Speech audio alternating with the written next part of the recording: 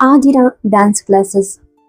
ಸುಮಾರು 21 ವರ್ಷದ ಒಬ್ಬಳು ಹುಡುಗಿ ವೈಟ್ ಕಲರ್ ಅನಾರ್ಕಲಿ ಸೂಟ್ ಧರಿಸಿ ಕಾಲಿಗೆ ದೊಡ್ಡ ಗೆಜ್ಜೆಗಳನ್ನ ಕಟ್ಕೊಂಡಿದ್ಲು. ಆ ಗೆಜ್ಜೆಗಳ ಜೊತೆಗೆ ಅವಳ ಕೈಗಳಲ್ಲಿರೋ ಬಳೆಗಳು ಅಂಡ್ ಕಿವಿಯಲ್ಲಿರೋ ಆ ಬಿಗ್ ಇಯರಿಂಗ್ಸ್ ಅವಳ ಬ್ಯೂಟಿನ ಇನ್ನೂ ಹೆಚ್ಚು ಮಾಡ್ತಿದ್ವು. ಅವಳು ಆ ಹಾಲ್ ಮಧ್ಯದಲ್ಲಿ ಕಂಟಿನ್ಯೂಸ್ ಆಗಿ ಸರ್ಕಲ್ ನಲ್ಲಿ ರೌಂಡ್ ಹಾಕ್ತಾ ಡ್ಯಾನ್ಸ್ ಮಾಡ್ತಿದ್ಲು. ಅವಳ ಮುಂದೆ ಪ್ಲೆಸೆಂಟ್ ಆಗಿರೋ ಮ್ಯೂಸಿಕ್ ಪ್ಲೇ ಆಗ್ತಿತ್ತು. ಅಟ್ಮಾಸ್ಫಿಯರ್ ತುಂಬಾನೇ ಸೈಲೆಂಟ್ ಅಂಡ್ ಪೀಸ್ಫುಲ್ ಆಗಿತ್ತು. ಅವಳು ಹಾಗೆ ರೌಂಡ್ಸ್ ತಗೊಳ್ತಾ ಇರುವಾಗ ತನ್ನ ಕೈಗಳನ್ನ ತುಂಬಾ ಬ್ಯೂಟಿಫುಲ್ ಆಗಿ ಮೂವ್ ಮಾಡ್ತಾ ಗ್ರೇಸ್ಫುಲ್ ಆಗಿ ನೃತ್ಯ ಮಾಡ್ತಿದ್ಲು. ಆ ಕಂಟಿನ್ಯೂಸ್ ಮೂವ್ಮೆಂಟ್ಸ್ ಇಂದ ಅವಳ ಫೇಸ್ ಮೇಲೆ ಬ್ಯೂರ್ ಕಾಣಿಸ್ಕೊಳ್ಳೋಕೆ ಸ್ಟಾರ್ಟ್ ಆಗಿತ್ತು. ಬಟ್ ಅವಳು ಮಾತ್ರ ಸ್ಟಾಪ್ ಮಾಡಲೇ ಇಲ್ಲ. ಅವಳ ಪಾದಗಳು ನಿರಂತರವಾಗಿ ನೆಲಕ್ಕೆ ಬಡಿತಾ ಇದ್ವು. ಅವಳ ಎದುರುಗಡೆ ಕೂತಿದ್ದ ಕೆಲವು ಹುಡುಗಿಯರು ಅವಳನ್ನೇ ತುಂಬಾ ಆಶ್ಚರ್ಯದಿಂದ ನೋಡ್ತಿದ್ರು. ಅವಳು ಮೂವ್ ಆಗ್ತಿದ್ದ ಸ್ಪೀಡ್ ನೋಡಿದ್ರೆ ಎಲ್ಲಿ ಅವಳು ಕೆಳಗ್ ಬಿದ್ದು ಹೋಗ್ತಾಳೋ ಅನ್ನೋ ಭಯ ಅವಳಿಗಾಗ್ತಾ ಇತ್ತು. ಆಗ ಆ ಹುಡುಗಿಯರಲ್ಲಿ ಒಬ್ಳು ತುಂಬಾ ಟೆನ್ಷನ್ ನಲ್ಲಿ ಅಂದ್ಲು, ನನಗ್ ರಿಯಲಿ ಭಯ ಆಗ್ತಿದೆ. ಆದಿರಾ ಅಕ್ಕ ಎಲ್ಲಿ ಬಿದ್ಬಿಡ್ತಾರೋ ಅಂತ. ನಾವು ಅವ್ರನ್ನ ಸ್ಟಾಪ್ ಮಾಡ್ಬೇಕು. ಆಲ್ರೆಡಿ 30 ಮಿನಿಟ್ಸ್ ಇಂದ ಅವ್ರು ಹೀಗೆ ರೌಂಡ್ಸ್ ತಗೊಳ್ತಿದ್ದಾರೆ. ಇನ್ನೊಬ್ಬ ಹುಡುಗಿ ತಕ್ಷಣ ಅಂದ್ಲು, ಬಟ್ ನಾವು ಅವ್ರನ್ನ ಹೇಗ್ ತಡೆಯೋದು? ಒಂದ್ ವೇಳೆ ನಾವು ಹಾಗೆ ಮಾಡಿದ್ರೆ ಅವರಿಗೆ ಸಿಕ್ಕಾಪಟ್ಟೆ ಕೋಪ ಬರಬಹುದು. ಅವರಿಗೆ ಡ್ಯಾನ್ಸ್ ಅಂದ್ರೆ ಎಷ್ಟು ಫ್ಯಾಷನ್ ಅಂಡ್ ಅವ್ರು ಎಷ್ಟೊಂದು ಇನ್ವಾಲ್ವ್ ಆಗಿ ಮಾಡ್ತಾರೆ ಅಂತ ನೀನು ಗೊತ್ತಲ್ವಾ? ನನ್ಗೂ ಅವ್ರ ಬಗ್ಗೆ ವರಿ ಆಗ್ತಿದೆ. ಬಟ್ ಏನ್ ಮಾಡ್ಬೇಕಂತ ಗೊತ್ತಾಗ್ತಾ ಇಲ್ಲ. ಹೌದು, ಅವ್ರ ಮುಂದೆ ಡ್ಯಾನ್ಸ್ ಮಾಡ್ತಿದ್ದ ಆ ಹುಡುಗಿ ಬೇರೆ ಯಾರು ಅಲ್ಲ, ಆದಿರಾ. 21 ವರ್ಷದ ಬ್ಯೂಟಿಫುಲ್ ಆದಿರಾ. ಅವಳ ಆ ಡೀಪ್ ಕಣ್ಣು, ಕಪ್ಪು ಕಣ್ಣುಗಳು, long and curly hair, cute lips and ಮುಖದಲ್ಲಿ ಯಾವಾಗ್ಲೂ ಇರೋ ಆ ಸ್ಮೈಲ್ ಯಾರನ್ನಾದ್ರೂ ಅಟ್ರಾಕ್ಟ್ ಮಾಡೋ ಹಾಗಿತ್ತು. ಅವಳು ಇಡೀ ವರ್ಲ್ಡ್ ಅನ್ನೇ ಮರೆತು ನೃತ್ಯದಲ್ಲಿ ಪೂರ್ತಿ ಬ್ಯುಸಿ ಆಗಿದ್ದಾಳೆ. ಬಹುಶಃ ಆ ಡ್ಯಾನ್ಸ್ ಮೂಲಕ ಅವಳು ಯಾವುದೋ ಸೀಕ್ರೆಟ್ ಪೀಸ್ ಹುಡುಕ್ತಿದ್ದಾಳೆ ಅಂತ ಅನ್ನಿಸ್ತಿದೆ. ಆದಿರಾ ಹಾಗೇನೆ ತಿರುಗ್ತಾನೆ ಇದ್ಲು. ಅವಳ ಕೈಗಳು ಸುಂದರವಾದ ಭಂಗಿಗಳಲ್ಲಿ ಹರಡಿಕೊಂಡಿದ್ವು. ಆಗ್ಲೇ ಫ್ರಂಟ್ ಇಂದ ಒಂದು ಮಗುವಿನ ವಾಯ್ಸ್ ಕೇಳಿಸ್ತು. ಹಳೋ ವಾಯ್ಸ್. ಅದು ಕೇಳೋಕೆ ಜಸ್ಟ್ 1 ವರ್ಷ ಅಥವಾ 1.5 ಇಯರ್ಸ್ ನ ಪುಟ್ಟ ಹುಡುಗಿಯ ಧ್ವನಿ ತರ ಇತ್ತು. ಆದಿರಾ ಆ ಸೌಂಡ್ ಕೇಳಿದ ತಕ್ಷಣ ಅವಳ ಸ್ಟೆಪ್ಸ್ ಸಡನ್ ಆಗಿ ಸ್ಟಾಪ್ ಆದ್ವು ಅಂಡ್ ಅವಳು ತನ್ನ ಕೈಗಳನ್ನ ಹಾಗೆಯೇ ಸ್ಟಿಫ್ ಆಗಿ ಇಟ್ಕೊಂಡ್ಲು. ಅಷ್ಟೊಂದು ಸ್ಪೀಡ್ ಆಗಿ ರೌಂಡ್ಸ್ ತಗೊಳ್ತಿದ್ದ ಆದಿರಾ ಇದ್ದಕ್ಕಿದ್ದಂತೆ ನಿಂತ್ಲು. ಬಟ್ ಸರ್ಪ್ರೈಸಿಂಗ್ ವಿಷಯ ಅಂದ್ರೆ ಅವಳಿಗೆ ಸ್ವಲ್ಪನೂ ತಲೆ ತಿರುಗಿಸುವಿಕೆ ಅಥವಾ ಅನ್ಕಂಫರ್ಟಬಲ್ ಅನ್ನಿಸ್ಲೇ ಇಲ್ಲ. ಒಂದ್ ಸೆಕೆಂಡ್ ಹಾಗೇನೆ ನಿಂತ ಮೇಲೆ ಆದಿರಾ ಫಾಸ್ಟ್ ಆಗಿ ಅವಳ ಮುಂದೆ ಇದ್ದ ತೊಟ್ಟಿಲಿನ ಹತ್ರ ಹೋದ್ಲು. ನೆಕ್ಸ್ಟ್ ಮೂಮೆಂಟ್ ಅದರಲ್ಲಿ ಮಲಗಿದ್ದ ಮಗುವನ್ನ ಎತ್ಕೊಂಡು ತನ್ನ ಎದೆಗೆ ಹಗ್ ಮಾಡಿದ್ಲು. ಆದಿರಾಳ ಹಾರ್ಟ್ ಬೀಟ್ ತುಂಬಾ ಫಾಸ್ಟ್ ಆಗಿ ಇನ್ಕ್ರೀಸ್ ಆಗ್ತಿತ್ತು. ಆ ಪುಟ್ಟ ಹುಡುಗಿ ಇಷ್ಟೊತ್ತು ಅಳ್ತಿದ್ಲು. ಬಟ್ ಆ ಹಾರ್ಟ್ ಬೀಟ್ಸ್ ಕೇಳಿದ ತಕ್ಷಣ ಅವಳು ಕಂಪ್ಲೀಟ್ ಆಗಿ ಸೈಲೆಂಟ್ ಆದ್ಲು. ಆದಿರಾ ಮುಖದಲ್ಲಿ ಒಂದು ಸ್ಮೈಲ್ ಬಂತು. ಅವಳು ಮುಗುಳ್ನಗ್ತಾ ಕೇಳಿದ್ಲು, ಇದೇನು ಕಂದ, ನನ್ ಹಾರ್ಟ್ ಬೀಟ್ ಕೇಳಿದ ತಕ್ಷಣ ನೀನ್ ಯಾಕೆ ಇಷ್ಟೊಂದು ಮೌನವಾಗಿ ಬಿಡ್ತೀಯ? ಅವಳ ಮಾತ್ ಕೇಳಿ ಅಲ್ಲಿ ಕೂತು ಡ್ಯಾನ್ಸ್ ಅಬ್ಸರ್ವ್ ಮಾಡ್ತಿದ್ದ ಹುಡುಗಿಯರು ಬೇಗನೆ ಅವಳ ಹತ್ರ ಬಂದ್ರು. ಅವರಲ್ಲಿ ಒಬ್ಳು ಅಂದ್ಲು, ಆದಿರಾ ಅಕ್ಕ, ನೀವು ಡ್ಯಾನ್ಸ್ ಪ್ರೀತಿಸೋ ತರಾನೇ ಅವಳು ನಿಮ್ಮ ಹಾರ್ಟ್ ಬೀಟ್ಸ್ ನ ಪ್ರೀತಿಸ್ತಾಳೆ ಅನ್ಸುತ್ತೆ. ನೀವು ಫಾಸ್ಟ್ ಆಗಿ ಡ್ಯಾನ್ಸ್ ಮಾಡ್ತಾ ಅವಳ ಹತ್ರ ಹೋದಾಗ ನಿಮ್ಮ ಹಾರ್ಟ್ ಬೀಟ್ ರೈಸ್ ಆಗುತ್ತೆ ಅಂಡ್ ಆ ಸೌಂಡ್ ಕೇಳಿದ್ಮೇಲೆ ಅವಳು ಪೀಸ್ಫುಲ್ ಆಗಿಬಿಡ್ತಾಳೆ. ಅವಳ ಮಾತಿಗೆ ಅಧಿರಾ ನಕ್ಲು. ಸರಿ, ಹಾಗಾದ್ರೆ ಮ್ಯಾಟರ್ ಈಗಿದ್ಯಾ? ಹಾಗಿದ್ರೆ ಇನ್ಮೇಲೆ ಅವಳು ಅಳೋವರೆಗೂ ನಾನು ಡ್ಯಾನ್ಸ್ ಮಾಡ್ಬೇಕನ್ಸುತ್ತೆ. ಆಮೇಲೆ ಬಂದು ಅವಳನ್ನ ಕನ್ವಿನ್ಸ್ ಮಾಡ್ಬೇಕು. ಅವಳಿಗೆ ರಿಯಲಿ ಹಸಿವಾಗಿದ್ರು ಕೂಡ ನನ್ನ ಹಾರ್ಟ್ ಬೀಟ್ ಕೇಳಿಸ್ಕೊಂಡ್ರೆ ಸಮಾಧಾನ ಆಗಬಹುದು. ಅವಳು ಇದನ್ನ ಸ್ವಲ್ಪ ಜೋಕ್ ಮಾಡ್ತಾ ಹೇಳಿದ್ಲು.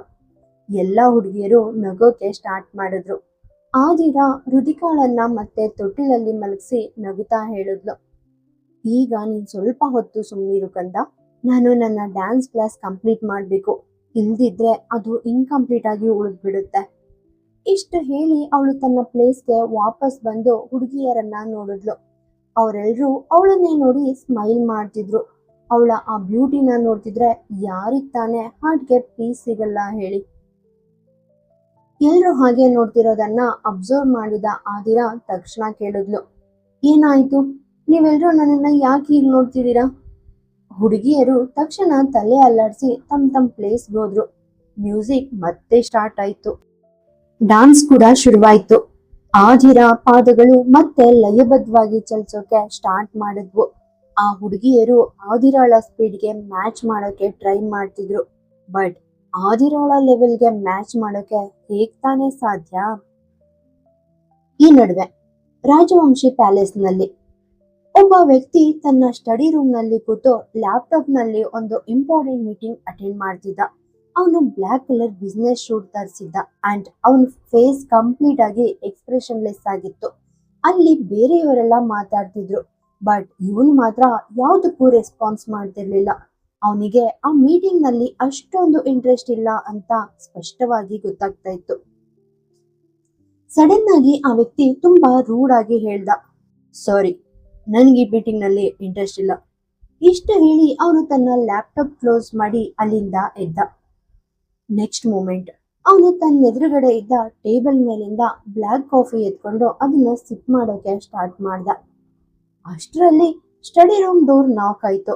ಹೊರಗಡೆಯಿಂದ ಸರ್ವೆಂಟ್ ವಾಯ್ಸ್ ಕೇಳಿಸ್ತು, ಸರ್, ಅಜ್ಜಿ ನಿಮ್ಮನ್ನ ಹೊರಗೆ ಕರೆದಿದ್ದಾರೆ. ಸರ್ವೆಂಟ್ ಮಾತು ಕೇಳಿ ಸೋಫಾ ಮೇಲೆ ಕೂತಿದ್ದ ಆ ವ್ಯಕ್ತಿಗೆ ಸಿಕ್ಕಾಬಟ್ಟೆ ಕೋಪ ಬಂತು.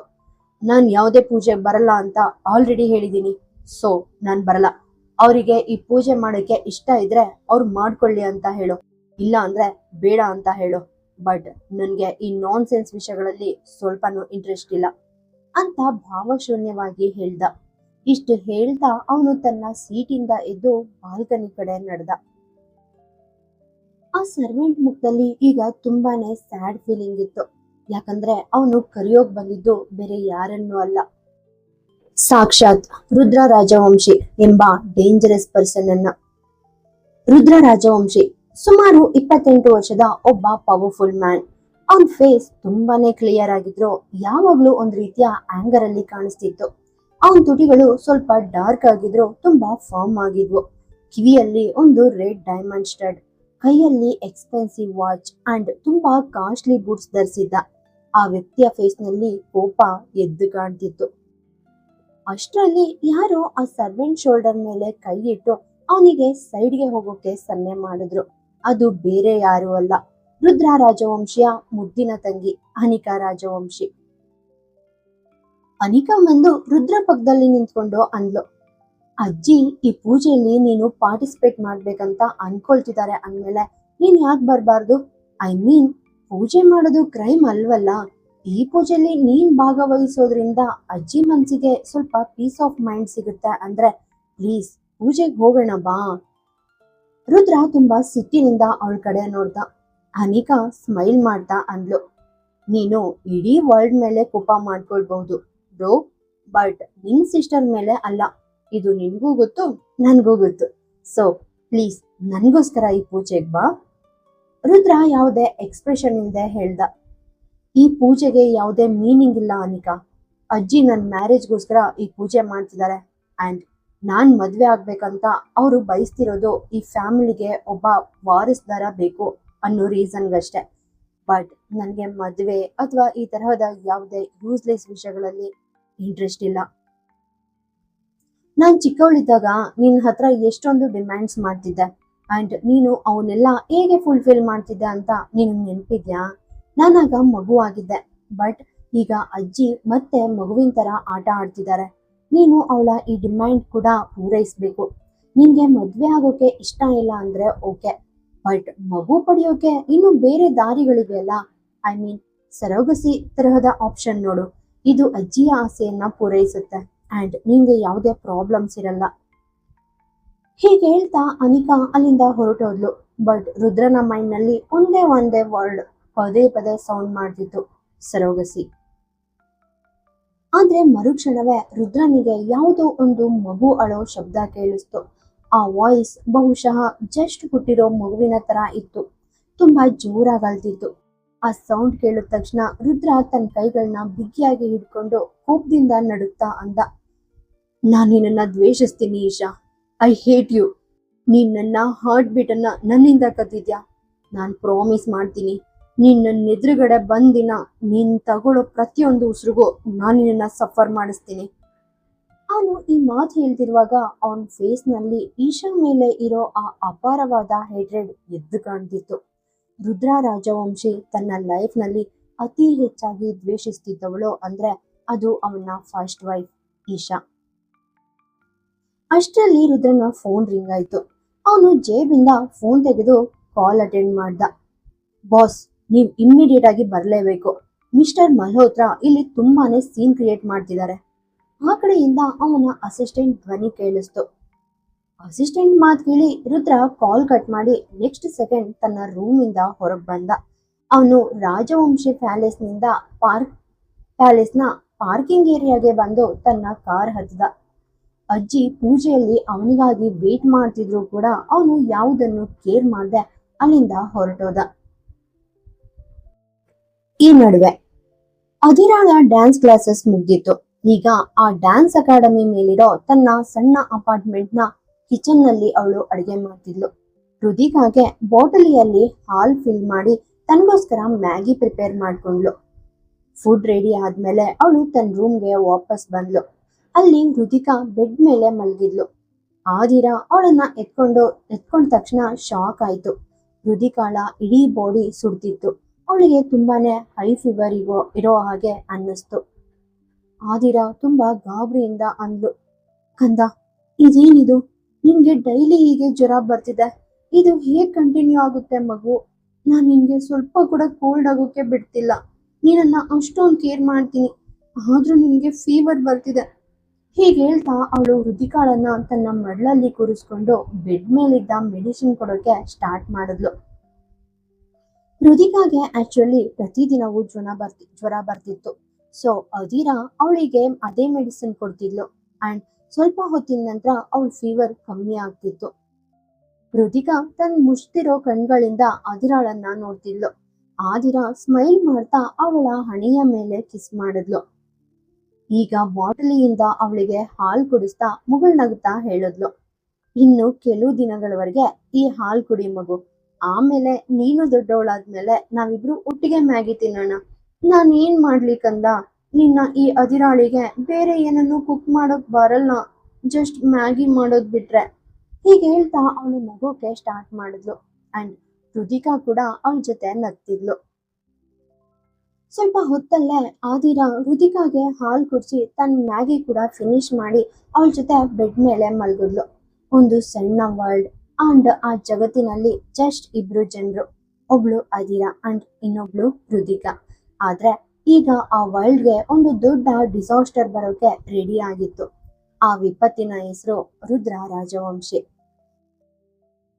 ರುದ್ರನ ಕಾರ್ ರಾಜವಂಶಿ ಇಂಡಸ್ಟ್ರೀಸ್ ಪಾರ್ಕಿಂಗ್ ಏರಿಯಾದಲ್ಲಿ ಬಂದ್ ನಿಂತಿತ್ತು. ರುದ್ರ ತಕ್ಷಣ ತನ್ನ ಕಾರಿಂದ ಇಳಿದು ನೇರವಾಗಿ ತನ್ನ ಕ್ಯಾಬಿನ್ ಕಡೆಗೆ ಹೋದ. ಅಲ್ಲಿ ಒಬ್ಬ ವ್ಯಕ್ತಿ ನಿಂತು ಫುಲ್ ಗದ್ಲಾ ಮಾಡ್ತಿದ್ದ. ಅವನು ಸುಮಾರು 50ರಿಂದ 55 ವರ್ಷದ ವ್ಯಕ್ತಿ ತರ ಕಾಣ್ತಿದ್ದ. ಅವನನ್ನ ನೋಡಿದ ತಕ್ಷಣ ರುದ್ರನ ಫೇಸ್ ನಲ್ಲಿ ಸಿಕ್ಕಾಪಟ್ಟೆ ಆಂಗರ್ ಕಾಣಿಸ್ತು. ನೆಕ್ಸ್ಟ್ ಮೂಮೆಂಟ್ ಅವನು ಆ ವ್ಯಕ್ತಿಯ ಹತ್ರ ಬಂದು ಅವ್ರ ಕಾಲರ್ ಹಿಡಿದು ಮುಖಕ್ಕೆ ಒಂದು ಸ್ಟ್ರಾಂಗ್ ಪಂಚ್ ಕೊಟ್ಟ. ಕರಣ್ ಮಲ್ಹೋತ್ರಾ ಎಂಬ ಆ ವ್ಯಕ್ತಿ ಕಂಪ್ಲೀಟ್ ಆಗಿ ಶಾಕ್ ಆದ್ರು. ಆ ಪಂಚ್ಗೆ ಅವರು ಬ್ಯಾಲೆನ್ಸ್ ತಪ್ಪಿ ಆಲ್ಮೋಸ್ಟ್ ಕೆಳಗೆ ಬಿದ್ದಿದ್ರು. ಆದ್ರೆ ಬೇಗನೆ ತಮ್ಮನ್ನೇ ತಾವು ಕಂಟ್ರೋಲ್ ಮಾಡ್ಕೊಂಡು ರುದ್ರನನ್ನ ನೋಡ್ತಾ ಕೇಳಿದ್ರು, ನನ್ ಮೇಲೆ ಕೈ ಮಾಡಕ್ಕೆ ನಿನ್ಗೆಷ್ಟು ಧೈರ್ಯ? ಅವರು ಕೋಪದಿಂದ ನಡುಗ್ತಾ ಇದ್ರು. ರುದ್ರ ತುಂಬಾ ಕೂಲ್ ಆಗಿ ಹೇಳ್ದ, ನಾನ್ ಜಸ್ಟ್ ನಿಮ್ ಫೇಸ್ ಸ್ವಲ್ಪ ಕೆಂಪಾಗ್ಸಿದೀನಿ ಅಷ್ಟೆ. ನೀವೇನಾದ್ರೂ ಈಗ್ಲೇ ಇಲ್ಲಿಂದ ಹೊರಡ್ತಿದ್ರೆ ನಾನ್ ನಿಮ್ಮನ್ನ ತುಂಬಾನೇ ಅಪ್ಸೆಟ್ ಮಾಡ್ತೀನಿ ಮಿಸ್ಟರ್ ಕರಣ್ ಮಲ್ಹೋತ್ರಾ. ನಾನ್ ನಿನ್ ಸಿಚುವೇಶನ್ ಇನ್ನು ಕೆಟ್ಟದಾಗ್ ಮಾಡ್ತೀನಿ ರುದ್ರ. ಫಸ್ಟ್ ನನ್ ಮಗಳು ಇಶಾ ನಿನ್ ರೀಸನ್ ಇಂದ ನನ್ನನ್ನ ಬಿಟ್ಟು ಹೋದ್ಲು. ಅವಳು ತನ್ನ ತಂದೆನೂ ಮರೆತ್ಲು. ಅಂಡ್ ಈಗ ನೀನು ನನ್ ಬಿಸ್ನೆಸ್ ನಾಶ ಮಾಡೋಕೆ ಹಠ ಹಿಡ್ದಿದ್ಯಾ. ನನ್ ಮುಳುಗ್ತಿರೋ ಕಂಪ್ನಿನ ಸೇವ್ ಮಾಡಬಹುದಾಗಿದ್ದ ಆ ಪ್ರಾಜೆಕ್ಟ್ ಕಿತ್ಕೊಳ್ಳೋಕೆ ನಿನ್ಗೆಷ್ಟು ಧೈರ್ಯ? ರುದ್ರ ಅವ್ರ ಮಾತುಗಳಿಗೆ ಒಂದು ಸಣ್ಣ ಸ್ಮೈಲ್ ಕೊಟ್ಟು ಅಂದ, ಆಲ್ರೆಡಿ ಮುಳುಗ್ತಿರೋ ಕಂಪ್ನಿನ ಒಂದು ಪ್ರಾಜೆಕ್ಟ್ ಹೇಗ್ ಸೇವ್ ಮಾಡುತ್ತೆ ಮಿಸ್ಟರ್ ಮಲ್ಹೋತ್ರಾ? ಹೋಗಿ ಹೈಡ್ ಆಗೋಕೆ ಯಾವ್ದಾದ್ರು ಪ್ಲೇಸ್ ಹುಡುಕಿ. ನೀವ್ ಯಾವ್ದನ್ನು ಉಳಿಸ್ಬೇಕು ಅಂತ ತುಂಬಾನೇ ಆಸೆ ಪಡ್ತಿದ್ದೀರೋ ಅದನ್ನ ಮುಳುಗ್ಸೋಕೆ ರುದ್ರ ರಾಜವಂಶಿ ಅಷ್ಟೇ ಹಠ ಮಾಡ್ತಿದ್ದಾನೆ. ಅಂಡ್ ರುದ್ರ ರಾಜವಂಶಿ ಒಂದ್ಸಾರಿ ಡಿಸೈಡ್ ಮಾಡಿದ್ರೆ ಅದನ್ನ ಮಾಡದೇ ಇರೋದು ಇಂಪಾಸಿಬಲ್. ಇದನ್ ಕೇಳಿದ ಮಿಸ್ಟರ್ ಮಲ್ಹೋತ್ರ ಸಿಟ್ಟಿನಿಂದ ಹಲ್ಕೊಳಿದ್ರು. ರುದ್ರ ಈಗ ತನ್ನ ಸೆಕ್ಯೂರಿಟಿ ಗಾರ್ಡ್ಸ್ ಕಡೆ ನೋಡಿ ತುಂಬಾ ರೂಡ್ ಆಗಿ ಹೇಳ್ದ, ಈ ವ್ಯಕ್ತಿ ಮತ್ತೆ ಏನಾದ್ರೂ ರಾಜವಂಶಿ ಇಂಡಸ್ಟ್ರೀಸ್ ಒಳಗೆ ಎಂಟ್ರಿ ಕೊಟ್ರೆ ನಾನೇ ನಿಮ್ಮನ್ನೆಲ್ಲ ನರ್ಕಕ್ಕೆ ಕಳಿಸ್ತೀನಿ. ಇಷ್ಟು ಹೇಳ್ತಾ ಅವನು ತಕ್ಷಣ ತನ್ನ ಕ್ಯಾಬಿನ್ ಒಳಗೋದ. ಅವನು ತನ್ನ ಕ್ಯಾಬಿನ್ ಎಂಟರ್ ಆಗ್ತಿದ್ದ ಹಾಗೆ ಸೆಕ್ಯೂರಿಟಿ ಗಾರ್ಡ್ಸ್ ಮಿಸ್ಟರ್ ಮಲ್ಹೋತ್ರ ಕಡೆ ಹೋದ್ರು.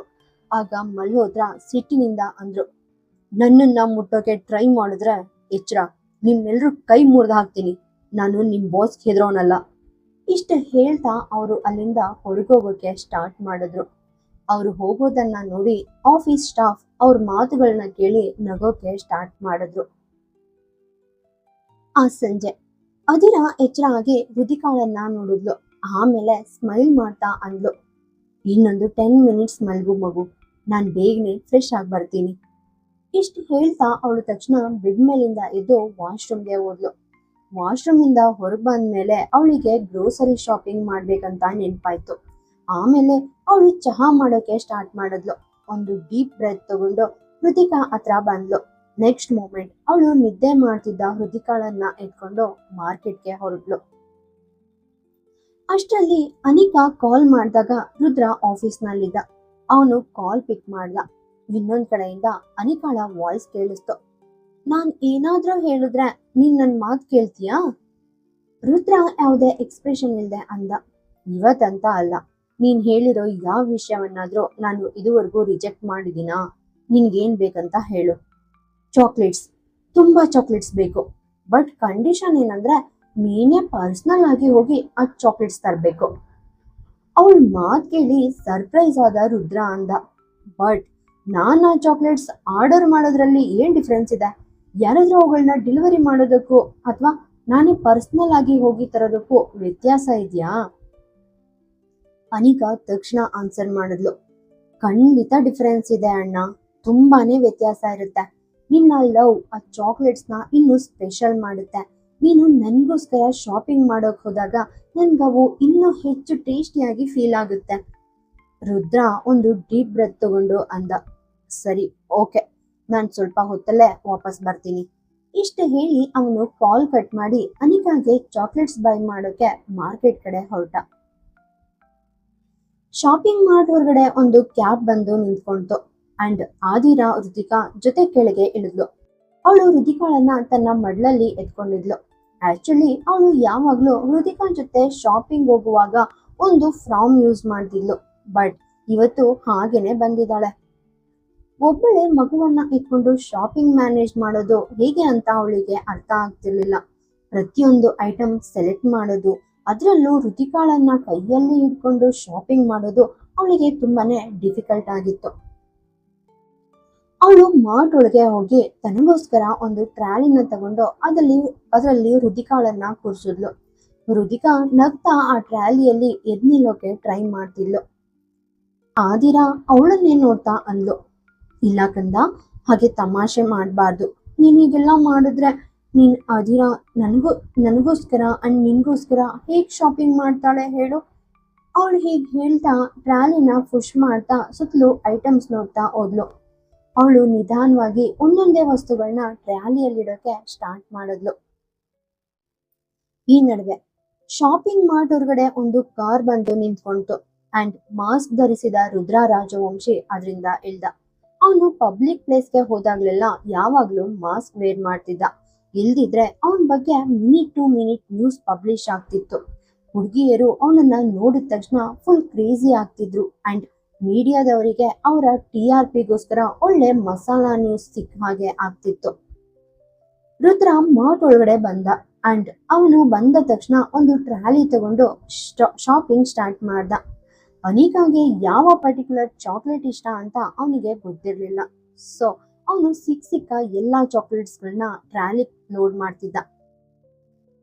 ಅಷ್ಟರಲ್ಲಿ ಆದಿರಾಗೆ ಚಿಲ್ಲಿ ಗಾರ್ಲಿಕ್ ಸಾಸ್ ಬೇಕಿತ್ತು. ಬಟ್ ಅದವಳಿಗೆ ಎಲ್ಲಿಯೂ ಸಿಗ್ಲಿಲ್ಲ.